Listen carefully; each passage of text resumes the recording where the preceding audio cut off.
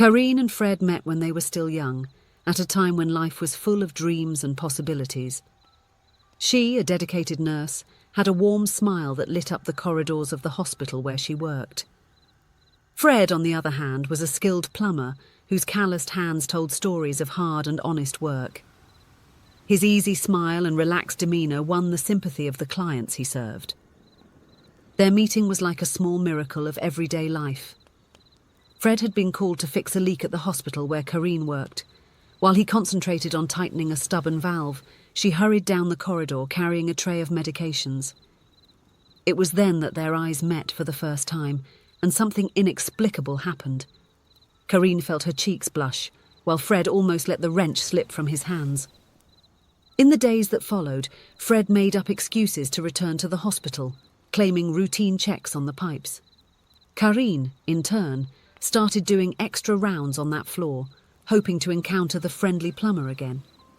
It didn't take long for them to exchange phone numbers and arrange their first date. After 2 years of dating, they decided to get married in a simple ceremony, surrounded by close family and friends. The party was held in the backyard of Karine's parents' house, with decorations made by themselves and a cake decorated by Fred's aunt. What they lacked in luxury, they made up for in love and joy. The first years of marriage were marked by a lot of work and saving. They lived in a small rented apartment, saving every penny they could to make the dream of owning a house come true. Fred continued as a self-employed plumber, responding to calls at any time of the day or night.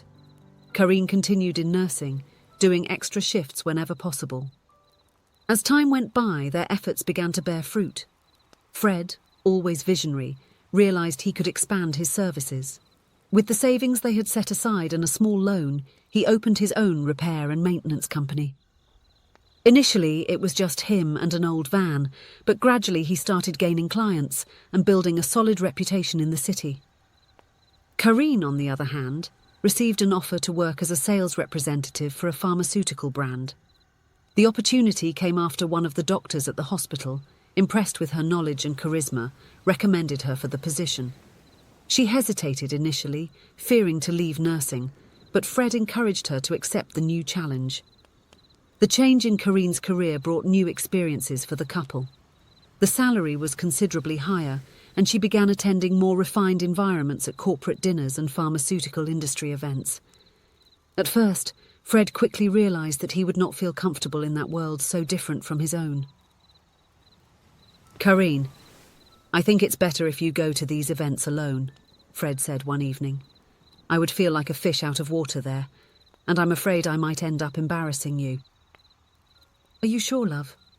I don't want you to feel left out," she said, tenderly touching her husband's face. "I'm sure," Fred replied with a sincere smile. "You deserve to shine in this new world of yours, and I would only get in the way. Besides, I can use those nights to catch up on work at the company." From that moment on, Karine began attending corporate events alone. At first, when asked about her personal life, she would deflect or change the subject. This subtle change in her behaviour did not go unnoticed by Fred. He noticed that Karine no longer talked much about her colleagues or the events she attended.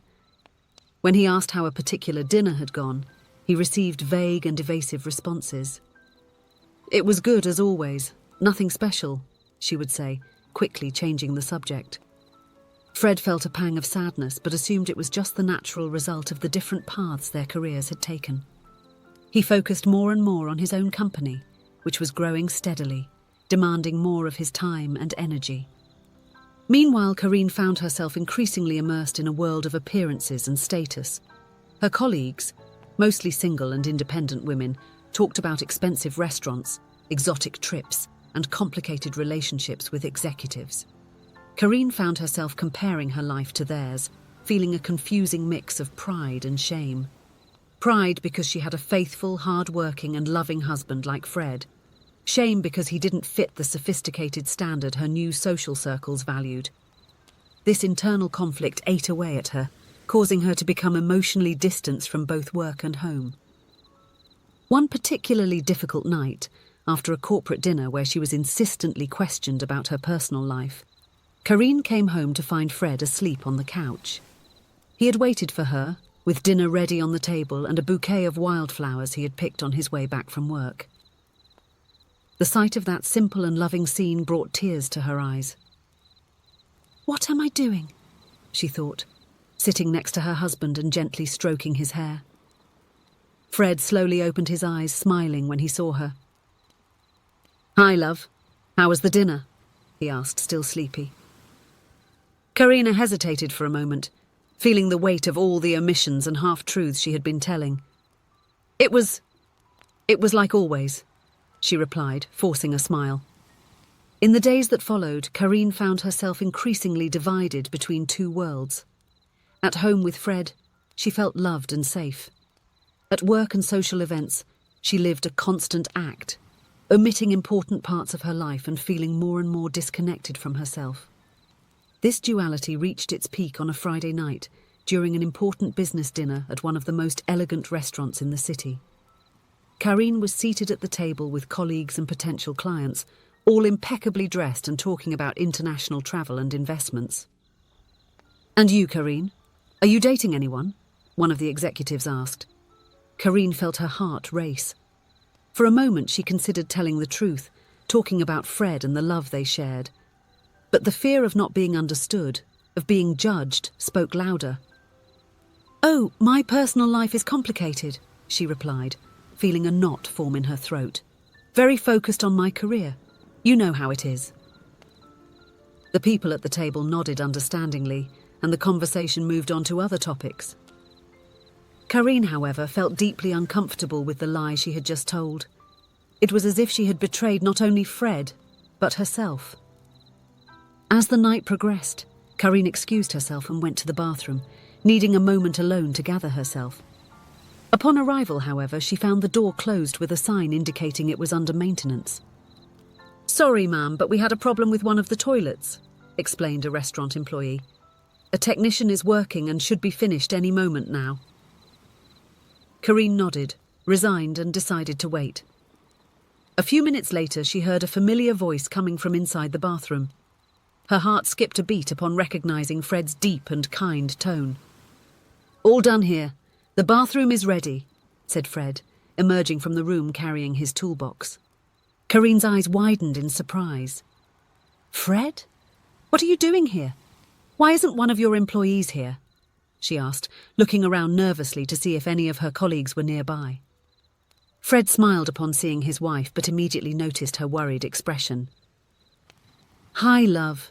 The employee on duty today said it was his son's birthday, so I told him he could enjoy the day with his family and decided to handle this emergency call myself," he explained. "Oh, Fred, you really do have a soft heart," she said, giving her husband a loving smile. At that moment, some of her colleagues approached, asking if the bathroom was already available. "Yes, I was just informing this lady that the service is completed," he said, pretending not to know his wife. Karine felt as if she had been punched in the stomach. There stood Fred, the man she loved, pretending to be a stranger to protect her from her own lie. Shame and regret hit her with full force. At that moment, as if a veil had been removed from her eyes, Karine clearly saw how lost she had become in her pursuit of acceptance and status. She saw the honourable, hard-working and kind husband she had by her side, a man who had built a company from scratch and still found time to help others. With tears in her eyes, Karine did something she should have done a long time ago. "Ladies," she said, turning to her colleagues, "I would like to introduce you to my husband, Fred." The silence that followed seemed to last an eternity. Fred looked at Karine with a mixture of surprise and love, while her colleagues processed the information. "Your husband?" one of them asked, confused. "This is really a surprise." To Karine's surprise, her colleagues did not react with disdain or judgment. On the contrary, they showed curiosity and even admiration for the couple's story.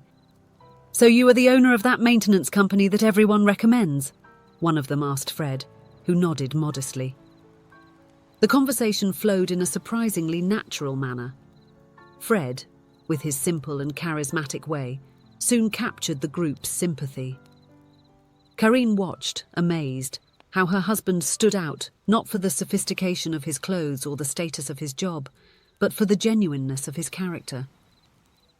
At the end of the night, when they were finally alone, Karina hugged Fred tightly. "Forgive me," she whispered, with a choked voice. "I was so foolish." Fred hugged her back, kissing her forehead gently. "There is nothing to forgive, my love. We all lose our way sometimes. The important thing is to find the way back." That night marked a new beginning for Karine and Fred. In the days and weeks that followed, Karine made a point of introducing her husband to all her colleagues and clients. To her surprise and joy, Fred was received with genuine respect and admiration in her professional circle. More than that, Karine rediscovered the pleasure of being herself, without masks or pretensions. She realized that her strength did not come from status or appearances, but from the integrity and love she shared with Fred. The couple began attending corporate events together, with Fred often stealing the spotlight with his funny stories and practical advice on building maintenance. Karine watched, with a heart full of pride and gratitude, as her husband lit up any room with his genuine and warm presence. At home, their connection grew even stronger. The nights were filled with honest conversations about their days, their dreams, and their fears. Years later, when Karine looked back on that night at the restaurant, she no longer felt shame or regret.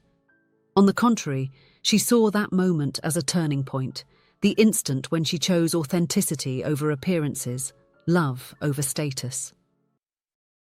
If you enjoyed the story, please leave a comment with a rating from 1 to 5 to show how much you liked it.